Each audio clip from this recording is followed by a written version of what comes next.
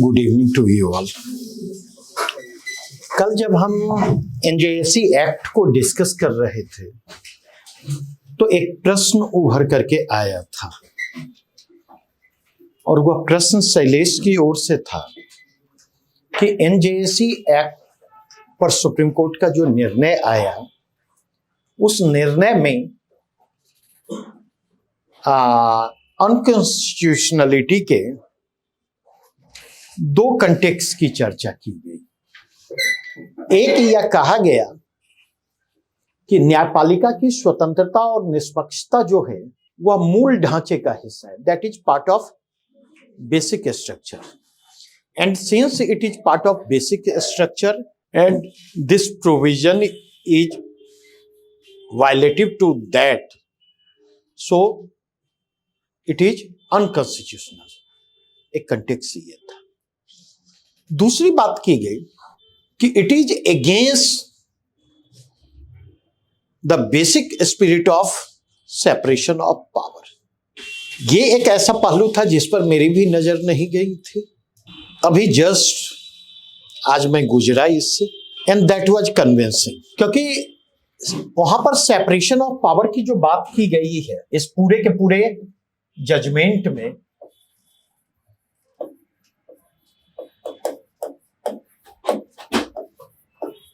तो separation of power की जो बात की गई है तो इसके कंटेक्स्ट में यह कहा गया कि दरअसल अगर देखें तो सेपरेशन ऑफ पावर की बात क्यों की गई। ठीक है, व्हाई?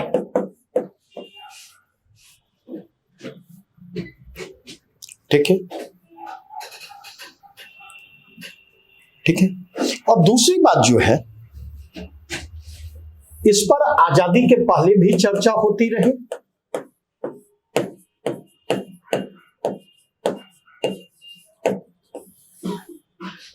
पहली बार सेपरेशन ऑफ पावर की बात जो है 1850s में होती है।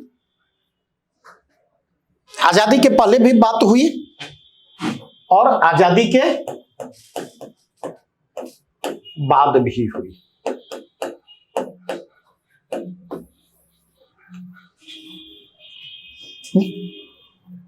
और इस पर लंबा डिबेट चला है, संविधान सभा की बहसों से गुजरे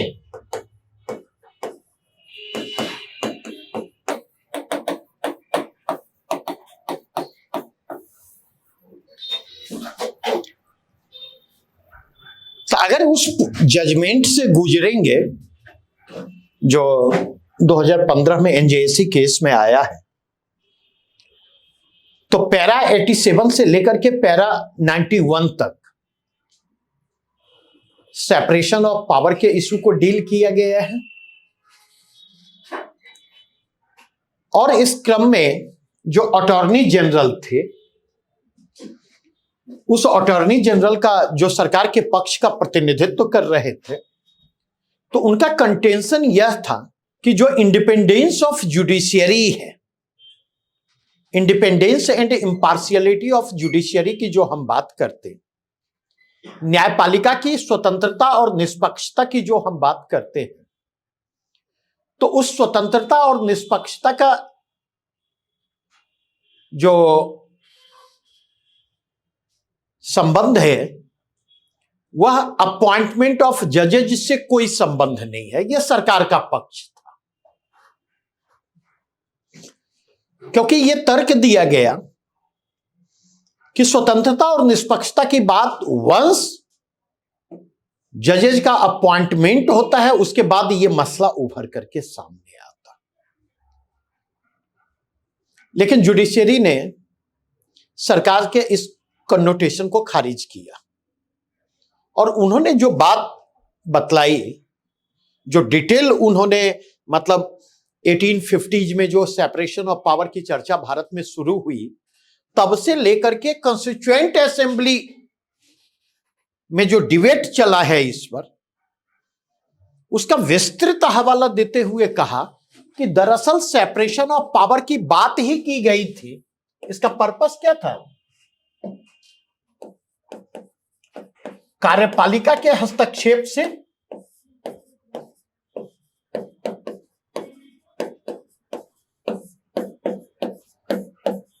दबाव से न्यायपालिका को बचाना, या कह लें बेसिक पर्पस और बेसिक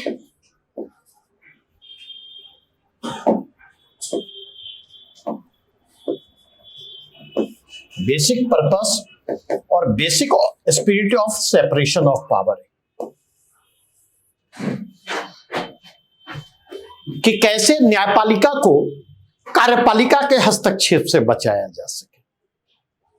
और वो जो पूरी की पूरी चर्चा हुई, क्योंकि कॉन्स्टिट्यूएंट असेंबली में जब प्रश्न उठा ना, तो एक पक्ष का यह भी कहना था, संविधान सभा में की जो बहस हुई, संविधान सभा की उस बहस में जो है एक पक्ष का कहना है, इसका कहना है now no need of separation of power, कि अब शक्ति पार्थक्य की कोई जरूरत नहीं है। और अब शक्ति पार्थक्य की कोई जरूरत क्यों नहीं है? तो इसके पीछे यह तर्क दिया गया कि ये जो सेपरेशन ऑफ पावर है, अगर हम इसको देखें तो इसकी बात जो की जाती रही या इसकी मांग की जाती रही, प्रशासन के हस्तक्षेप से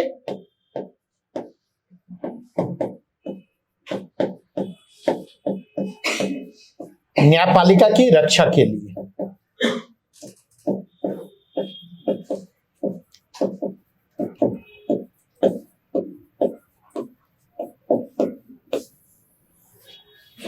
और इनफैक्ट थोड़ा सा और स्पष्ट हो जाएगा जब हम इसको और ज्यादा स्पष्ट करें। इसको हम कहें औपनिवेशिक प्रशासन के हस्तक्षेप से न्यायपालिका को बचाने के लिए इसकी बात की गई।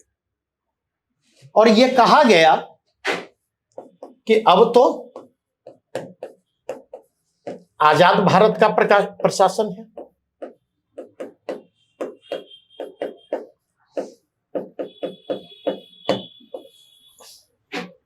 अब आजाद भारत का प्रशासन है, इसलिए अब इसकी जरूरत नहीं है।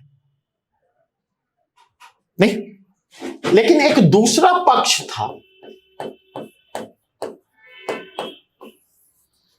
इस दूसरे पक्ष का क्या कहना था? तो इस दूसरे पक्ष का कहना था कि अब और भी अधिक जरूरत है,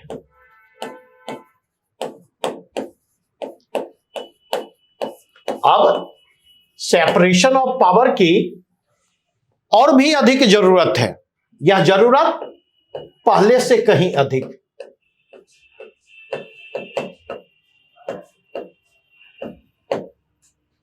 क्यों? क्योंकि पहले खतरा किससे था? जुडिशरी को पहले खतरा एडमिनिस्ट्रेटिव एग्जीक्यूटिव से था।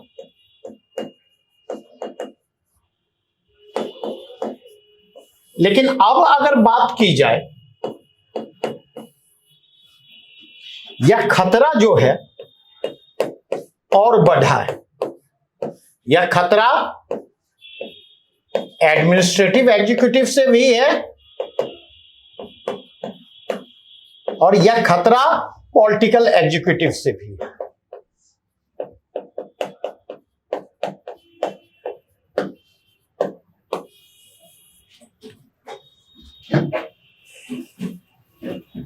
और अगर इस पॉइंट ऑफ व्यू से जाकर के देखें, हायर जुडिशियरी के कंटेक्स्ट में कहें, तो ये पॉलिटिकल एग्जीक्यूटिव जो है उससे जुड़े हुए जो रिस्क है, उसके प्रेशर, उसके इंटरफेरेंस के रिस्क कहीं ज्यादा है, वो उसको प्रभावित करने की स्थिति में कहीं ज्यादा है।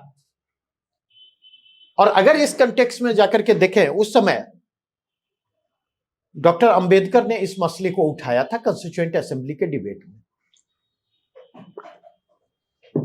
और पंडित जवाहरलाल नेहरू संयुक्त प्रांत से संविधान सभा के सदस्य थे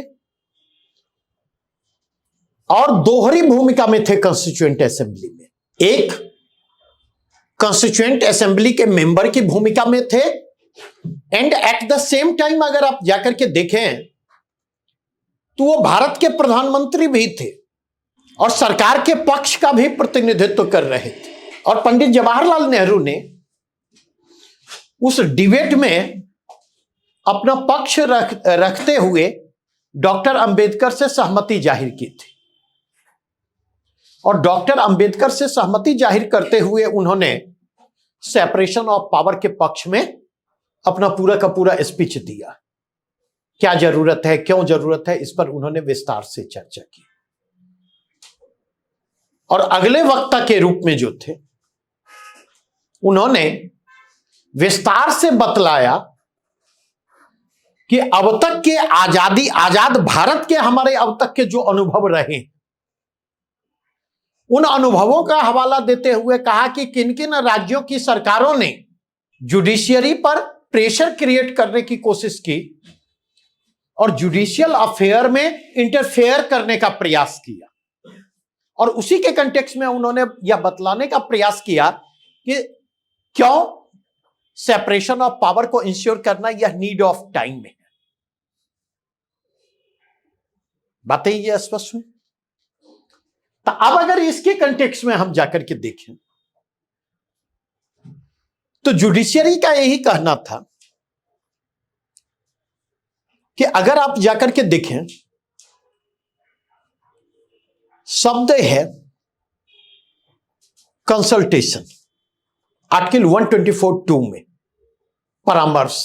सवाल यह है कि इस परामर्श की आवश्यकता क्यों पड़ी, क्यों कॉन्स्टिट्यूएंट असेंबली के मेंबर ने जजेज के अपॉइंटमेंट के संदर्भ में एग्जीक्यूटिव को ऑथोरिटी देते हुए भी कंसल्टेशन की बात क्यों की। और इसको इंटरप्रेट करते हुए उन्होंने कहा कि दरअसल कहीं ना कहीं कॉन्स्टिट्यूएंट असेंबली के मेंबर जो हैं वो सशंकित थे जजेज अपॉइंटमेंट के संदर्भ में फुल ऑथोरिटी एग्जीक्यूटिव को देने को लेकर। वो नहीं चाहते थे कि न्यायाधीशों की नियुक्ति के संदर्भ में जो है फुल ऑथोरिटी एग्जीक्यूटिव की हो। तो जो ऑथोरिटी एग्जीक्यूटिव को दी गई और एग्जीक्यूटिव हेड के रूप में राष्ट्रपति को दी गई। और कॉन्स्टिट्यूएंट असेंबली के मेंबर भी ये जानते थे कि the president will act on the advice of the prime minister and council of ministers. नहीं, तो उन्होंने कहा कि दरअसल इसके जरिए जजेज के अपॉइंटमेंट के संदर्भ में जो एग्जीक्यूटिव की ऑथोरिटी थी उसको चेक करने का प्रयास किया गया और उसको चेक करते हुए किसको इंश्योर करने की कोशिश की गई, उसको चेक करते हुए एग्जीक्यूटिव मतलब जुडिशियरी के से को इंश्योर करने का प्रयास किया गया। और इसी के कंटेक्स्ट में अगर आप जाकर के देखें फर्स्ट जजेज केस 1982 जो है एसपी गुप्ता केस, सेकेंड जजेज केस 1993 जो है और थर्ड जजेज केस 1998 जो है उसमें इन चीजों की विस्तार से व्याख्या की गई। तो एक तो यह कंटेक्स्ट हो गया। तो इसका मतलब यह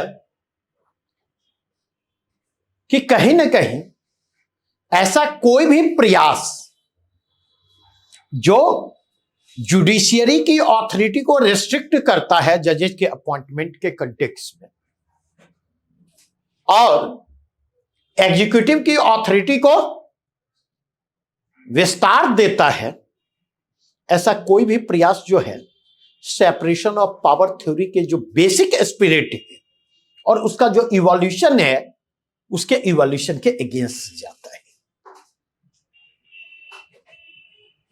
इसी के कंटेक्स्ट में अगर आप देखें तो कल जो विस्तार से हमने चर्चा की, ओवरऑल कॉन्स्टिट्यूशनल प्रोविजन को देखें, क्योंकि हमेशा एक बात ध्यान रखें, जुडिशियल प्रोसेस में दो तीन चीजों की अहम भूमिका होती है, इसको समझिएगा। नंबर वन, अगर जुडिशियल प्रोसेस में हम देखें तो एविडेंसेस की भूमिका अहम होती है। नंबर टू, जुडिशियल प्रोसेस में इंटेंट की भूमिका अहम होती है, मंशा क्या है, ठीक है। और तीसरा कंटेक्स्ट अगर बात करो तो जब इंटेंट तक पहुंचने की बात होती है तो बहुत सारी चीजों को मूर्त से लेकर अमूर्त चीजों को ध्यान में रखा जाता है। तो उस बहुत सारे डायमेंशन को वहां पर देखा जाता है, बहुत सारे डायमेंशन को वहां पर देखने की कोशिश की जाती है। तो अगर उस कंटेक्स्ट में देखें तो कल भी हमने इंटेंट बतलाया था, डिजाइन डिफॉल्ट की बात की थी, नहीं, टू एमिनेंट पर्सनालिटी के संदर्भ में जो क्राइटेरिया को निर्धारित ना किए जाने की बात थी, हमने उसकी बात की। नंबर थ्री अगर जाकर के देखें तो जो एमिनेंट पर्सनालिटी है, एमिनेंट पर्सनालिटी के अपॉइंटमेंट के लिए जो सेलेक्ट पैनल है, उस सेलेक्ट पैनल का जो स्ट्रक्चर है, उसकी जो डिजाइनिंग है, और वह सेलेक्ट पैनल जो है वह एमिनेंट पर्सनालिटी के अपॉइंटमेंट प्रोसेस के पॉलिटिसाइजेशन की जिस संभावना को जन्म देता है। और चौथी बात, अगर इस कंटेक्स्ट में देखें तो वह यह कि इस पूरे के पूरे प्रक्रम में यह जो राष्ट्रपति को पुनर्विचार का अधिकार दिया गया, पुनर्विचार हेतु वापस करने का जो अधिकार दिया गया, और उसमें जो मूल प्रोविजन में था कि आम सहमति से अगर एनजेएसी उन नामों को दोबारा भेजती है तो राष्ट्रपति उसको मानने के लिए बाध्य होंगे। तो इस आम सहमति की जो व्याख्या की गई, या आगे भी जाकर के देखें तो बाद में इसके विरोध के मद्देनजर जो है वो एग्जिस्टिंग प्रोविजन कंटिन्यू किया कि अगर दो सदस्य असहमत होते तो ऐसी स्थिति में रिकमेंड नहीं किया जाएगा।